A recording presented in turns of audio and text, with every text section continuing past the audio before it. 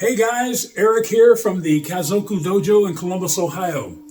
I just wanted to take a moment and talk to you, the parents, about the number one issue facing our children today in the United States, and that's bullying.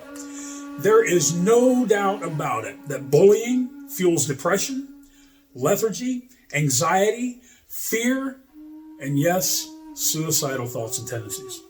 It seems like every single day our news feeds are filled with accounts of bullying.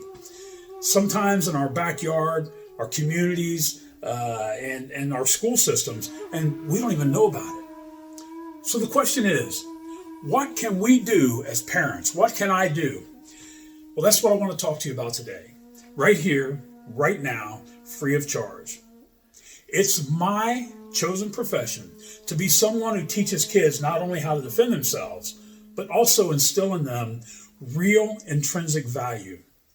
Now, most people wouldn't know it, but I have suffered with depression almost my whole entire life. And the martial arts over the last 30 years have given me the tools to deal with that depression. But we'll talk more about that later.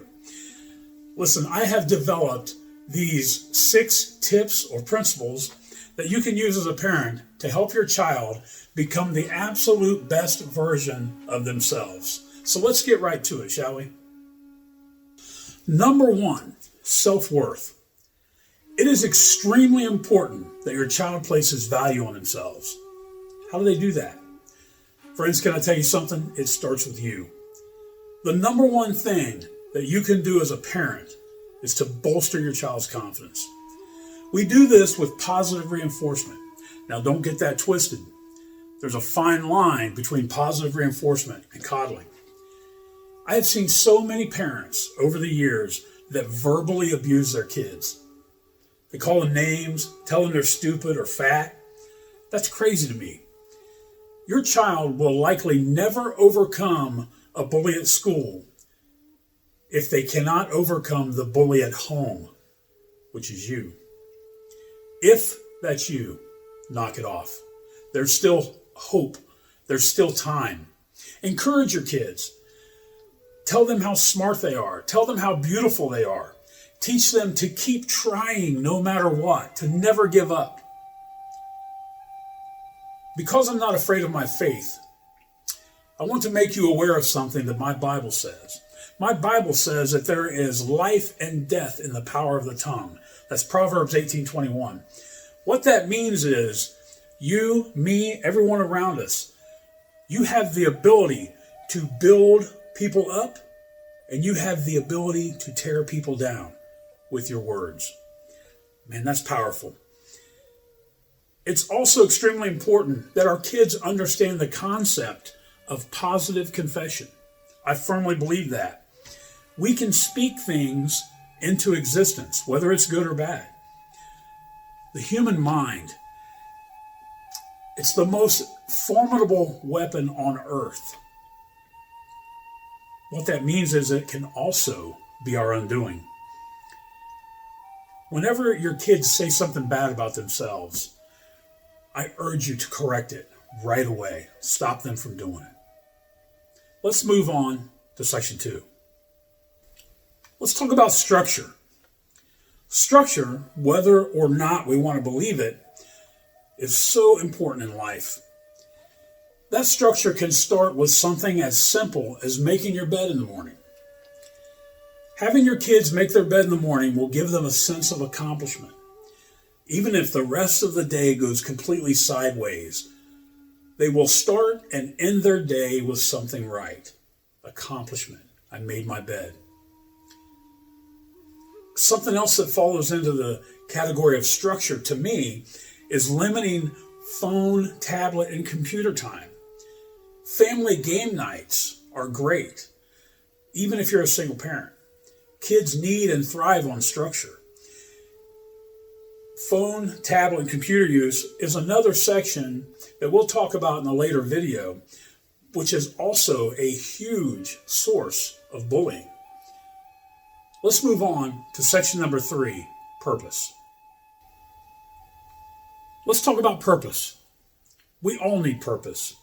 For kids, we need to give them simple purpose, especially since they're not old enough or developed enough to find their own. Maybe that's taking care of a family pet, teaching them that without their help, the family pet will go hungry, giving them a task that makes them feel important in the house. Maybe something as simple as, okay, Billy, let's go lock the front door, you and me together, pal. Or, Billy, I need your help carrying in groceries. I can't do it without you. See how simple? This structure will feed confidence and let them know that you and others place value in them, and it lets them know that they are needed. Let's move on to number 4. Friendship. We all need friends, right? While we need to teach our kids the importance of relationships and how to cultivate them, we also need to teach them what true friendship is and how rare it is.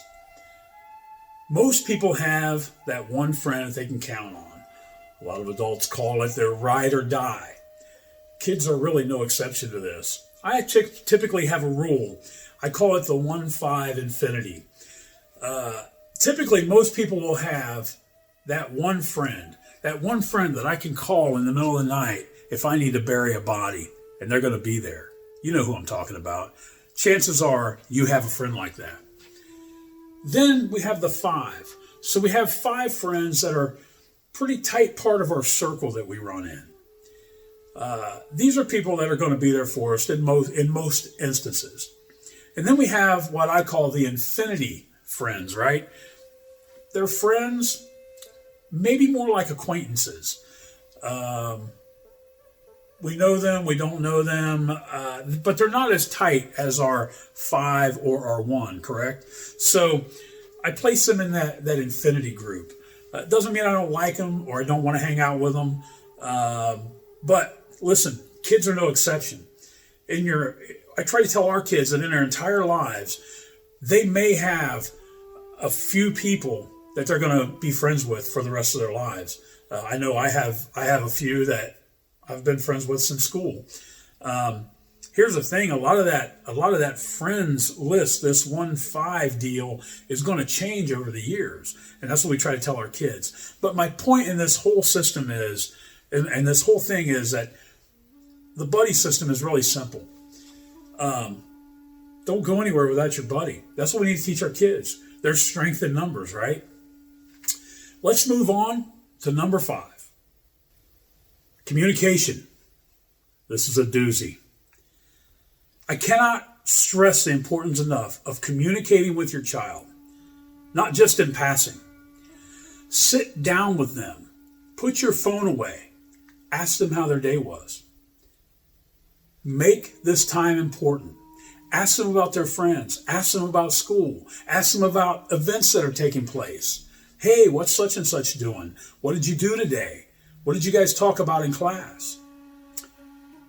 Let them know that they can talk to you about anything.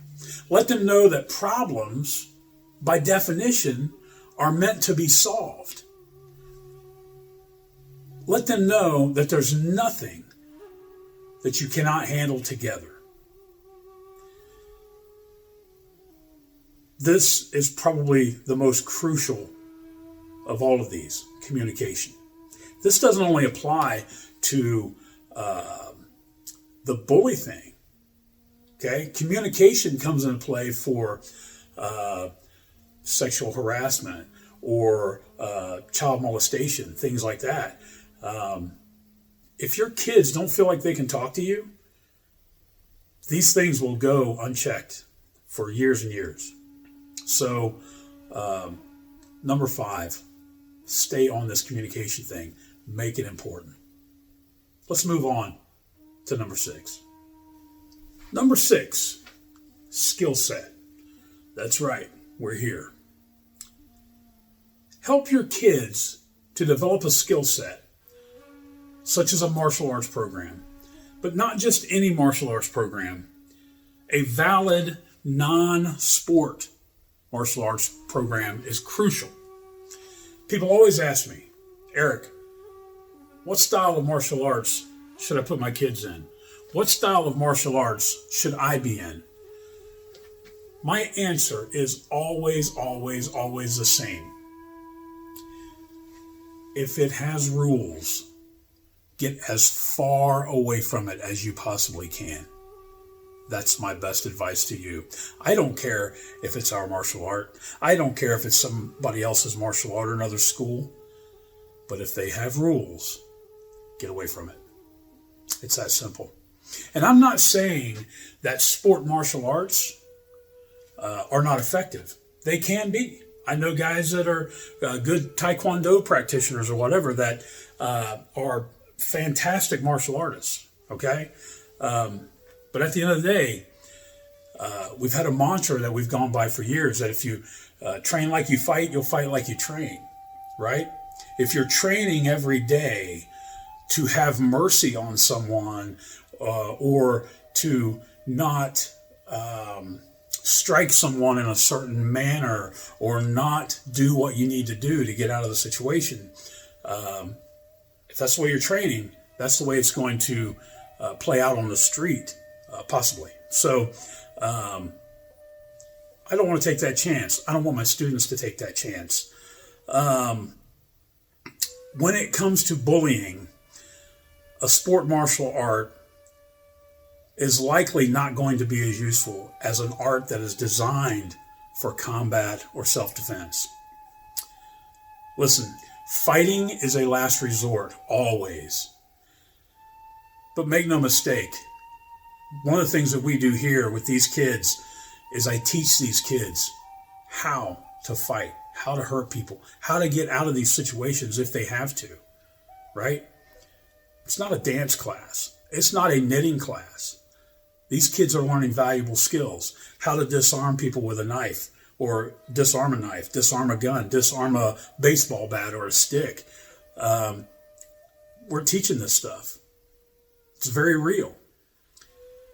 Additionally, the right martial arts program and the right teacher will reinforce the other 5 principles that we have talked about in this video earlier. Self-worth, structure, purpose, friendship, communication, right? Listen, I wanted to thank you guys so much for taking a few minutes and investing in your kids by watching this video. I want you to be sure and reach out to me if you have any questions, comments, or concerns. And ultimately, one of the things I would like you to do is take advantage of our one free martial arts class for every person. That means anybody who sees this video, I'll give you one class for free, just so you can see what it's all about. I want you to know that I'm praying for you, and I'm praying for your kids. I'm praying for our youth. I'm praying for the leadership of this country. Thanks again for watching this video. God bless you.